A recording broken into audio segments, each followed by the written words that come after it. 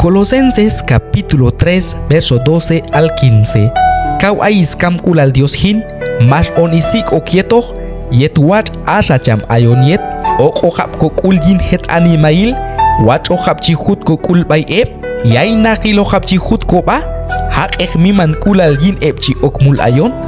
kam chi he hion ek kopach bay ep, ta ay mag-ihan chi hak leh owal yetok, hak ek miman kulal yin,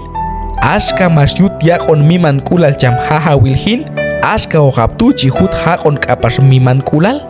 yetok kapas wal hun sati, yo walilo hap chiko kam kulne leh koba, yutol akam kulal, chon hunane ok siklibil. Kobe koba bay Kristo yin kon yih bani yechi ahi hun kulalil kosol, yutol aska tu 18 jam hin, shan hun shane hahi okin, yetok kapasok, halo habiu Dios salil bay.